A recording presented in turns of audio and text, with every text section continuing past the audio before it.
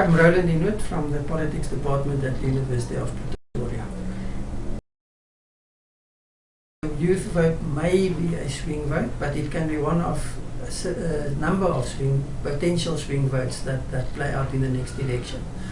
I think the main reason for this approach is that the youth is seen as the first generation people that have been born in South Africa post-94. In other words, they are not directly influenced by the politics and the legacies of previous political developments in South Africa. But there is no guarantee that it's going to be a swing vote. One of the other assumptions is that opposition parties play on this in the sense that they are not emotionally linked to the ANC in the same way that voters coming from the old South Africa would be tied to the ANC as the liberation movements. I think it's an assumption, nothing more than that. The age group that will be over 24 and anyone below that would not have had the opportunity to vote in a previous election. So that is the main reason. I think what one would see after the voter registration process that is underway at this stage for the next election in 2014, that statistics would look very differently.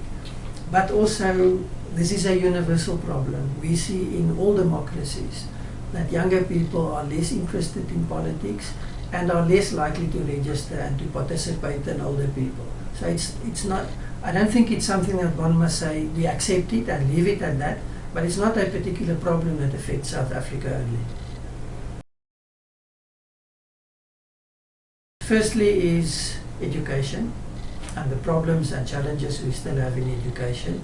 Secondly, young people are directly affected by the surroundings within which they find themselves. That impacts on their education opportunities and the quality of education.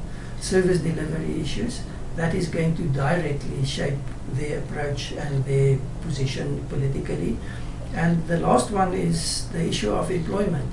Not only their future employment, but employment prospects for their families. And that is why many youths are very strongly focused on this. They live in difficult circumstances, desperate poverty. There's no support system for them. There's no one in their family or a very small number of people in the family. And those are the issues that will shape their approach to politics, that will make them decide, yes, we accept the promises of growth and future employment, or no, we need to do something differently and we want to engage politically to change this. They can learn, but not only from Barack Obama, but also from what is very loosely called the Arab Spring, where media, social media, played a key role, and that was driven by relatively young people falling in the age bracket that you identified. I think political parties would be well advised to not only focus on traditional campaigns, would be well advised to not only use media, and I think that's the important thing, but to target the use of media. In other words, certain messages would be targeted at younger voters, would not be utilized in the rest of the campaign. Certain messages and images would be used to appeal to younger voters, to get them involved. But I think also the sense of making young voters believe that they are valuable, that they are important, that they can make a difference is going to be a very important message. Not only from parties, but also the Independent Electoral Commission would be well advised to use that approach, because that is going to draw younger voters into the system, make them believe in the value that they can add, and then actually they will see that depending on how they vote. The issue of compulsory voting, it depends on what you want to achieve. Do you want to have a high voter turnout, or do you want to have meaningful engagement? And the one is not necessarily equal to the other. Forcing people to vote can also undermine elections and the legitimacy of what you do, because it becomes something that you do because you have to do it. The approach in the majority of democratic systems has been that people have a responsibility to vote. It is in their interest to vote, and they will vote because of that. And once people stop voting, the question is why? And often you hear young people in South Africa saying, it doesn't make a difference, nothing changes, everything is the same, there's so much this and that and corruption and government doesn't care.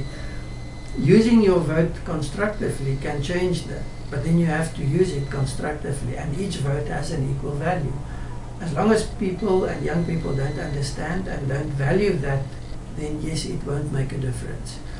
I think what is very important in South Africa is there must be a demonstration that it makes a difference when you vote. We haven't seen that yet. I think the demographics that are becoming a reality in our politics is going to make that very clear in the next election and the one that follows after that. And we may start seeing differences in that context. We may start actually seeing that young voters do have a direct impact on where votes are going, and where the focus point of future voting and future campaign strategies is going to be taking issue and shaping our politics.